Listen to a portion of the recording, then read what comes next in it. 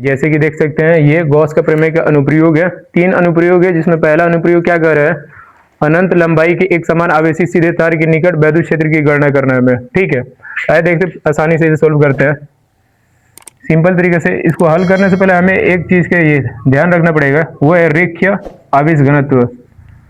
रेखीय आवेश घनत्व के बारे में, ठीक है। रेखीय आवेश घनत्व कहते किसे हैं, याद रखिएगा, इसे हम लेमडा से प्रतीक करते हैं। किससे? लेमडा से हम डिनोट करते हैं। ठीक, ये होता क्या है, तो प्रति एकांक लंबाई के कारण, ठीक है, प्रति एकांक लंबाई के कारण, ठीक है, तार पर, ठीक है, आवेशों की मात्रा जो क्या होती है, वितरित की जाती है, उसी को हम क्या कहते हैं, रेखीय आवेश घनत्व कहते हैं। तो क्या कहेंगे, प्रति एकांक लंबाई के तार पर आवेश की मात्रा जो वितरित की जाती है, उसी को हम क्या कहते हैं, रेखीय आवेश घनत्व कहते हैं, जिसे हम किससे डिनोट करते हैं, लेमडा से डिनोट किया जाता है। ठीक है, प्रदर्शित करते हैं। जैसे देखिए, इसको फिगर बना दें हम, क्या कर रहे हैं, अनंत लंबाई के एक तार हमें बनाना पड़ेगा। सपोज करें कि ये हमारे पास क्या है, तार है, ठीक है, अनंत लंबाई के है, तो हम इसको आगे डॉटेड लाइन से हम क्या करेंगे, प्रदर्शित कर देंगे। ठीक है, ऐसे कि ये अनंत तक गया है। ठीक है, सपोज कर लेंगे। क्योंकि गॉस का अनुप्रयोग है, तो हमें एक बंद पृष्ठ क्या करना है, बनाना पड़ेगा। तो इस तार में जब करंट फ्लो होगा, तो इसके चारों तरफ क्या होगा, वैद्युत क्षेत्र उत्पन्न होगा, जिसके कारण एक हमें यहाँ पर क्या बंद पृष्ठ बनाना होगा। और इस बंद पृष्ठ को हम मान ले रहे हैं क्या है, बेलन की आकार का एक बंद पृष्ठ हम बना ले। ठीक है, बेलन के आकार के हम क्या बना ले, यहाँ पर बंद पृष्ठ बना ले, क्योंकि गॉस का प्रमेय केवल बंद पृष्ठ के लिए क्या होता है, लागू होता है। तो हमें क्या बनाना पड़ेगा, एक बंद पृष्ठ बनाना पड़ेगा वैद्युत क्षेत्र की तीव्रता की गणना करने के लिए। तो सपोज करें ये हमारे पास क्या है, एक बेलन है। ठीक है, मान लिया क्या है, हमारे पास एक बेलन है। ठीक है, और ये अनंत लंबाई के तार है, जिसकी लंबाई कितनी है, मान के चलो, सपोज करो, मानो इसकी लंबाई क्या है, एल है। इसकी लंबाई क्या है, एल है, जो कि एल से हम डिनोट करते हैं इसकी लंबाई को, ये एल है। ठीक है, इस तार से कुछ दूरी पर, ठीक है, आर दूरी पर एक पी पॉइंट उपस्थित है। ठीक है, पी पॉइंट उपस्थित है, कुछ दूरी पर, आर दूरी पर एक पी पॉइंट उपस्थित है। ठीक है, हल्का से एक पृष्ठ ले रहे हैं इस बेलन के पृष्ठ पर। ठीक है, यहाँ पर हमें क्या है, एक पॉइंट उपस्थित है, जिसका नाम हम क्या रख दे रहे हैं, पी, मतलब पी बिंदु इस पर क्या है, उपस्थित है। ठीक है, तो आपको मालूम है कि जब पी पृष्ठ इस पर उपस्थित है, यही हमें इस पी पॉइंट पर हमें क्या ज्ञात करना है, वैद्युत क्षेत्र की तीव्रता ज्ञात करना है। तो वैद्युत क्षेत्र की तीव्रता किधर होगी, इधर की तरफ हो जाएगी। ठीक है, वैद्युत क्षेत्र की तीव्रता इधर। तो ये जो होगा, ठीक है, हल्का सा पृष्ठ जो होगा, उसके अनुसार सदिश वेक्टर, ठीक है, हम लोग पढ़े हैं, सदिश क्षेत्रफल सदिश, इसकी भी दिशा किधर हो जाएगी, इधर की तरफ हो जाएगी। ठीक है, जिधर वैद्युत क्षेत्र की तीव्रता है, इसको हम क्या कहते हैं, सदिश क्षेत्रफल को डीए से प्रदर्शित करते हैं। तो आई थिंक इतनी बातें समझ में आया होगा। ठीक है, जैसे कि मान के चले एक क्या लिए है, अनंत लंबाई के तार लिए हैं, जिसकी लंबाई का एल मान लिया सपोज करें। इसके बाद इस लंबाई आर दूरी से, मतलब इस तार के लंबाई से, ठीक है, आर दूरी पर पी पॉइंट कोई उपस्थित है। इस पी पॉइंट पर हमें वैद्युत क्षेत्र की तीव्रता की गणना करना है, जिसकी दिशा, वैद्युत क्षेत्र की तीव्रता की दिशा किधर है, सतह के लंब, ठीक है, इधर। और डीए क्या है, ये डी ए क्षेत्रफल सदिश है, जो कि हम पढ़ा चुके हैं इस चैप्टर में। ठीक, अब आइए इसको हम क्या करेंगे, आराम से यहाँ से रेखीय घनत्व से हम क्या करेंगे, एक इक्वेशन बना लेंगे। जैसे कि लेमडा बराबर क्या होता है, क्यू बटे में एल होता है, ये रेखीय आवेश घनत्व है। तो यहाँ से हम क्यू का मान निकाल लेंगे, क्यू की आवश्यकता पड़ेगी। तो क्यू बराबर क्या हो जाएगा, लेमडा इंटू में एल। इसको इक्वेशन नंबर 1 मान के चलेंगे। ठीक है, सबसे पहली बात ये फिगर बस इतना ही करना है, और कुछ खास नहीं करना है यहाँ से। ठीक है, तो हमें क्या ज्ञात करना है, एल लंबाई के, माना एल लंबाई के आर दूरी से पी पॉइंट पर एक क्या है, वैद्युत क्षेत्र की तीव्रता की गणना करना है। वैद्युत क्षेत्र की तीव्रता की गणना करने के लिए हम जानते हैं गॉस का प्रमेय क्या करता है, समाकलन के लिए छोटे से पृष्ठ है यहाँ पर, तो छोटे से पृष्ठ के लिए वैद्युत फ्लक्स क्या हो जाएगा, डी फाई ई बराबर क्या हो जाएगा, डी फाई ई बराबर E dot vector D A और कॉस थीटा हो जाएगा। ठीक है, क्योंकि हम जान रहे हैं छोटे पृष्ठ की हो रहा है, इसलिए हमें यहाँ पे क्या लगाना पड़ेगा, डी ए। ठीक है, क्षेत्रफल को हम क्या मानेंगे, स्मॉल मानेंगे, छोटा मानेंगे। ठीक है, छोटे पृष्ठ के लिए हमेशा डी का प्रयोग करते हैं, डेल्टा का। ठीक है, अब हमें क्या करना है, दोनों पक्षों का क्या करेंगे, समाकलन, क्योंकि पूरे ओवर ऑफ व्यू बंद पृष्ठ हमारे सामने क्या है, सिलेंडर, इसके लिए हमें क्या ज्ञात करना है, वैद्युत क्षेत्र की तीव्रता। तो हम क्या करेंगे, दोनों पक्षों को क्या कर देंगे, समाकलन कर देंगे।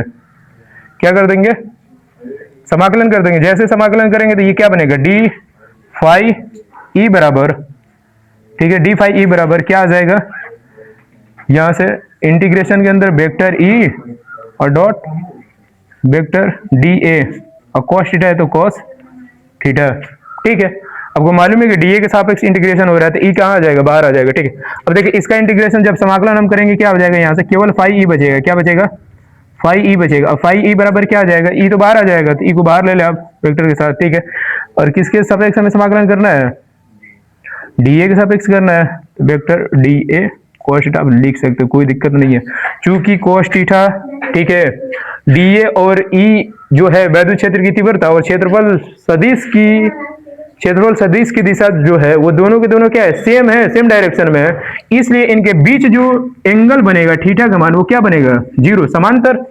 जब दो रेखा एक दूसरे के समांतर होती है तो इनके बीच एंगल क्या बनता है, 0 डिग्री बनता है, हमेशा ये बात याद रखना। तो यहाँ पर थीटा का मान क्या हो जाएगा, 0, क्या हो जाएगा, थीटा का मान 0। जैसे रखेंगे यहाँ थीटा का मान 0 तो देखो क्या बनेगा यहाँ से, ठीक, डायरेक्ट इधर कर दे रहे हैं हल। इसके बाद क्या हो जाएगा, फाई ई बराबर ई लिख सकते हैं हम, ठीक है। इसके बाद वेक्टर साइन हटा लो, कोई दिक्कत नहीं है, यहाँ से डी ए हो जाएगा, ठीक है, डी ए और कॉस क्या हो जाएगा यहाँ पर 0 डिग्री थीटा रखने पर, ठीक है, 0। आपको मालूम है कि कॉस 0 का मान कितना होता है, कॉस 0 का मान क्या होता है, 1 के बराबर होता है। तो यहाँ से फाई ई बराबर क्या हो जाएगा, ई, ठीक। इसके बाद इंटीग्रेशन क्या बचेगा, डी ए बचेगा, और cos 0 का मान क्या होता है, 1 होता है, तो यहाँ से cos 0 क्या हो जाएगा, हट जाएगा। अब देखें, चूंकि आपको मालूम है कि ये पूरा बंद पृष्ठ क्या है, बेलन के आकार का है, तो क्षेत्रफल जो होगा वो बेलन का हम लेंगे, ठीक है, पूर्ण बेलन का लेंगे। तो पूरे बेलन का क्षेत्रफल, बेलन का फार्मूला क्या होता है, बेलन के वक्र पृष्ठ का क्षेत्रफल का फार्मूला क्या होता है, बेलन की क्षेत्रफल की यदि हम बात करें, ठीक है, ये फार्मूला क्या होता है, 2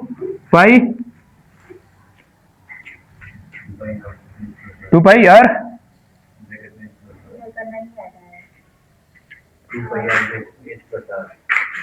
बेलन के वक्र पृष्ठ का फार्मूला क्या होता है बताओ जरा, 2 पाई आर एल होता है, क्या होता है 2 पाई आर एल, क्योंकि लंबाई क्या माने है, एल माने, एच ऊंचाई लिए होते तो एच होता है, ऐसा 2 पाई आर एच होता है। यहाँ पर लंबाई का काम कौन कर रहा है, एल काम कर रहा है, इसीलिए हम क्या लिखेंगे वहां पर 2 पाई आर एल लिखेंगे। बातें समझ में आया, हाँ। आयतन की कोई जरूरत है ही नहीं यहाँ पे, हमें पृष्ठ चाहिए तो ये है, ठीक है। आयतन अभी जस्ट बता देना, अभी फिलहाल में इसको प्रूव कर लेने दो।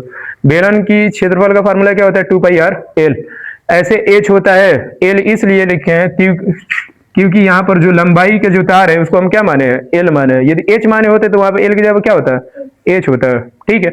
एल लंबाई के लिए ज्ञात करना है तो एल ही लेकर चलेंगे यहाँ से, ठीक है। अब देखो कुछ नहीं करना है, डायरेक्ट यहाँ पे फाई ई है तो फाई ई रख दो बराबर, यहाँ क्या है, ई है तो ई हो जाएगा, ठीक। और यहाँ पर डी ए, ये पूरा डी ए की जगह पे हमें क्या लिखना पड़ेगा, ये पूरा डी ए की जगह पे ये क्या लिखना पड़ेगा, ये जो 2 पाई आर एल है, मतलब डी ए का मान ही ये है, डी ए का मान क्या है 2 पाई आर एल, रख दे इनकी जगह पे क्या रखेंगे 2 पाई आर एल, कोई दिक्कत, 2 पाई आर एल हो गया यहाँ से। अब देखिए यहाँ से क्या करेंगे, हम जानते हैं गॉस के प्रमेय से, क्या लिखेंगे, गॉस का प्रमेय से, गॉस का प्रमेय से, गॉस का प्रमेय से, गॉस का प्रमेय क्या कहता है कि फाई ई बराबर क्या होता है, फाई ई बराबर क्या होता है, क्यू बटे इप्सिलॉन नॉट। इसको इक्वेशन नंबर 2 मान लो, यहां से तुलना कर दो फाई ई का, ठीक है। फाई ई की जब अब क्या रख सकते हैं, क्यू बटे में इप्सिलॉन नॉट, जैसे यहाँ पे रखोगे, रख के देखो क्या बनेगा, ठीक है। इसका मान कहाँ रखना है, इक्वेशन नंबर 2 में, तो यहाँ पर रखो फाई ई का मान, तो क्या बनेगा, क्यू बटे इप्सिलॉन नॉट बराबर क्या आ जाएगा, ई 2 पाई आर एल, ठीक है। ये बचेगा, यहां से जो Q का मान यहां से निकाले थे इक्वेशन 1 से, वो वाला मान क्या कर देंगे, निकाल के रख देंगे, ऊपर कर दे रहे हैं, कोई दिक्कत नहीं यहां से, ठीक है। तब तक आप लोग इतना उठा रहे, इधर हम कर दे रहे हैं, ठीक है, ये मिटाकर, ठीक। जैसे कि देख सकते हैं यहाँ पर इक्वेशन नंबर 1 ये Q बराबर लेमडा एल, ठीक है, और यहाँ पे हमें ये मिला Q बटे में इप्सिलॉन नॉट बराबर ई 2 पाई आर एल, ठीक।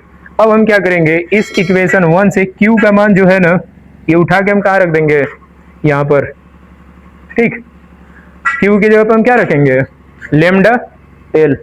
हमें वैद्युत क्षेत्र की तीव्रता की गणना करना है, E का मान, ठीक है। तो जैसे इसको यहाँ पर उठा के रखेंगे, रखें पहले, देखें तो क्या रखना है, क्यू की जगह पे, इस क्यू की जगह पे रखना है, ठीक है। तो पहले एक बार लिख दे रहे हैं इसको, क्यू बटे में एप्सिलॉन नॉट है तो पहले लिख लें क्यू बटे एप्सिलॉन नॉट बराबर क्या है, 2 पाई आर एल है, 2 पाई आर एल, ठीक है।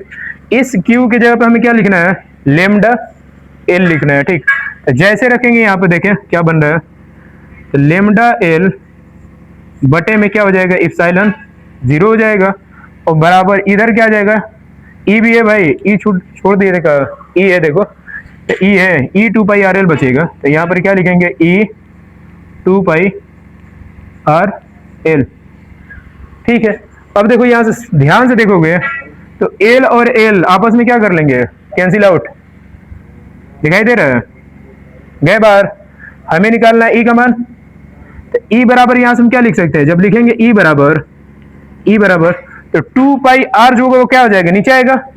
तो ये 2 पाई आर जब नीचे आएगा तो हम इसको ऐसे लिख सकते हैं, 1/2 पाई आर और एप्सिलॉन नॉट है, नीचे ही है एप्सिलॉन नॉट, इसको नीचे लेकर जाओ तो इसमें क्या करेगा, ये गुणा करेगा, मल्टीप्लाई करेगा यहाँ पर एप्सिलॉन नॉट में, ठीक है। ये आएगा तो 2 पाई आर एप्सिलॉन नॉट बन जाएगा, और बच कौन गया ऊपर, लेमडा, यही ना बचा। हम यहां से क्या लिख सकते हैं, यहाँ पर लेमडा, ठीक है। और कुछ बच रहा है कि नहीं ये बताओ,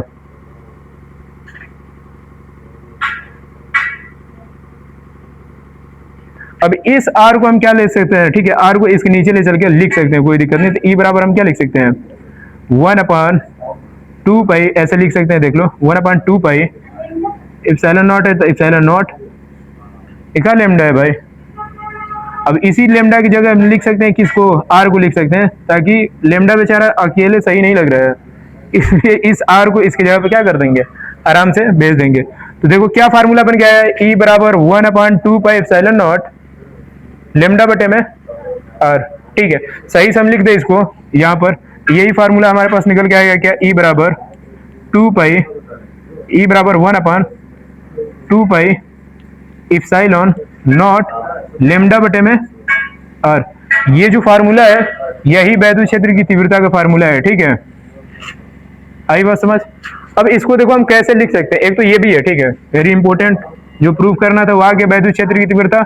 कोई भी पूछे कि अनंत लंबाई के एक समान आवेशी सीधे तार के निकट वैद्युत क्षेत्र की तीव्रता की गणना कीजिए, तो इसका फार्मूला ये होता है, प्रूफ तो ये था, इसका फार्मूला होता है E = 1/2 pi epsilon not lambda बटे में क्या होता है, आर।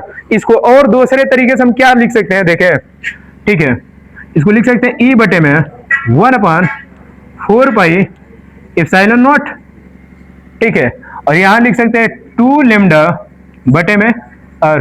क्योंकि ये क्या लिख दिया, कोई दिक्कत नहीं है, 2 से इसको मारोगे तो फिर वही मिल जाएगा। तो बहुत जगह ऐसे भी लिखा मिल सकता है, ठीक है, तो कंफ्यूज होने की जरूरत है नहीं।